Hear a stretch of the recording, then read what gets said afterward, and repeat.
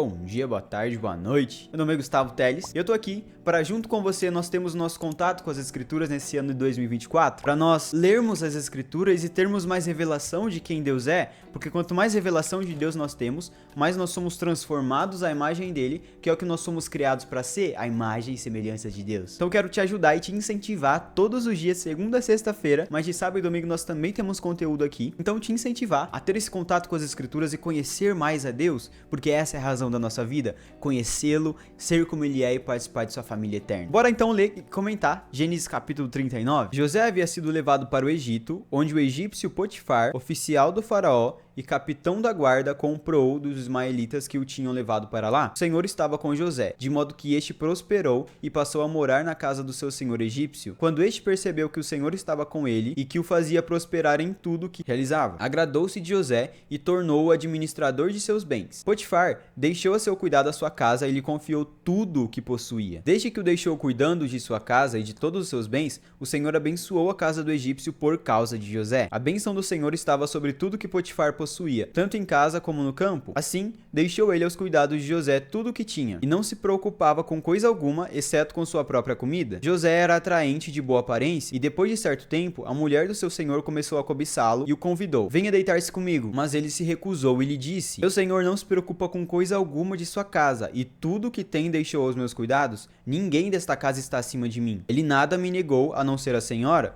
porque é a mulher dele. Como poderia eu, então, cometer algo tão perverso e pecar contra Deus? Assim, embora ela insistisse com José dia após dia, ele se recusava a deitar-se com ela e evitava ficar perto dela. Um dia ele entrou na casa para fazer suas tarefas e nenhum dos empregados ali se encontrava. Ela o agarrou pelo manto e voltou a convidá-lo: vamos, deite-se comigo. Mas ele fugiu da casa, deixando o manto na mão dela. Quando ela viu que ao fugir ele tinha deixado o manto em sua mão, chamou os empregados e lhes disse: vejam, este hebreu nos foi trazido para nos insultar. Ele entrou aqui e tentou abusar de mim, mas eu gritei. Quando me ouviu gritar por socorro, largou seu manto ao meu lado e fugiu da casa. Ela conservou o manto consigo até que o senhor de José chegasse a casa. Então repetiu-lhe a história: aquele escravo hebreu que você nos trouxe aproximou-se de mim para me insultar, mas quando gritei por socorro, ele largou seu manto ao meu lado e fugiu. Quando seu senhor ouviu o que a sua mulher lhe disse, foi assim que o seu escravo me tratou, ficou indignado. Mandou buscar José e lançou-o na prisão em que eram postos os prisioneiros do rei. José ficou na prisão, mas o Senhor estava com ele e o tratou com bondade, concedendo-lhe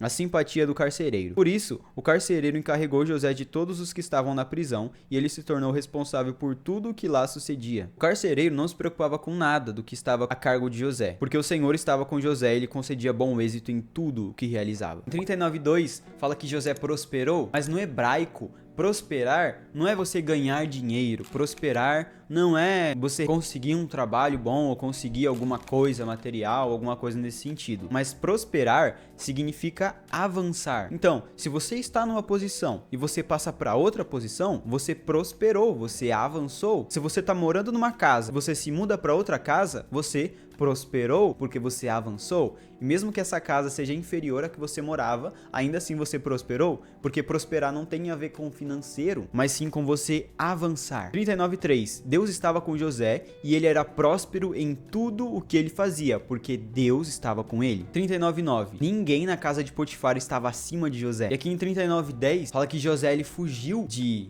Potífera, a mulher de Potifar, não sei o nome dela. E olha o que diz lá em 1 Tessalonicenses, capítulo 5, verso 22. Fugir da aparência do mal. 39:14, a mulher de Potifar, ela mente, porque é óbvio, ela teve vergonha. Ela queria que José se deitasse com ela. Aí ele sai correndo, ele foge. Aí pra não ficar feio pro lado dela, tem vergonha e mente. 39:22, José, ele prosperou na prisão. Ele estava na prisão, ele não saiu da prisão. Ele prosperou dentro da prisão. Ele era um prisioneiro, mas ele passou a ser aquele que cuidava, que supervisionava os prisioneiros, ou seja, ele prosperou, ele avançou de uma posição para outra. 39:23 nós vemos a ênfase que as escrituras dão de que Deus estava com José. E ela fica ali insistindo, afirmando isso toda vez que Deus estava com José. Aí uma coisa muito importante que eu quero falar para você: não fique se comparando com José. Aí você pensa: tem um parente meu que tá preso, um conhecido meu que tá preso, que Deus tenha misericórdia, que Deus tire ele de lá. Tá, peraí, vamos conversar então. Por que ele tá lá? Se é porque ele cometeu algum delito, se é porque ele fez alguma coisa, essa é a justiça. Então não faz sentido nós orarmos para que essa pessoa saia da prisão ou que ela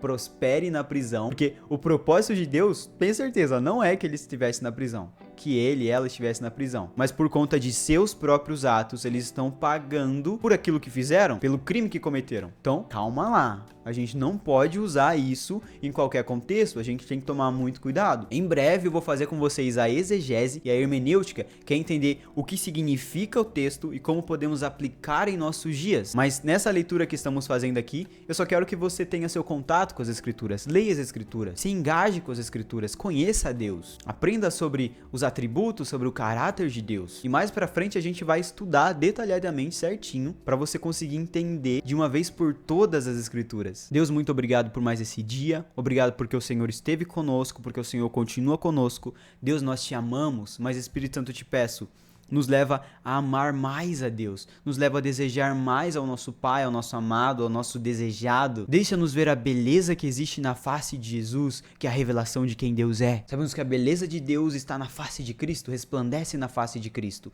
Dê-nos mais revelação da Tua Palavra, dê-nos mais paixão pela Tua Palavra, dê-nos mais temor pelo Senhor. Leva-nos a desejar a Sua vinda, leva-nos a cultivar um relacionamento íntimo, uma comunhão e desfrutar de uma comunhão eterna com o Senhor. Espírito Santo, continua conosco, nos conduzindo, que nós vamos frutificar no Senhor, em nome de Jesus. Amém. Muito obrigado, que Deus abençoe sua vida. Amanhã, 6 horas da manhã, eu te espero para nós lermos e comentarmos Gênesis capítulo 40, para nós continuarmos nosso plano de leitura bíblica. Espero amanhã, então. Falou!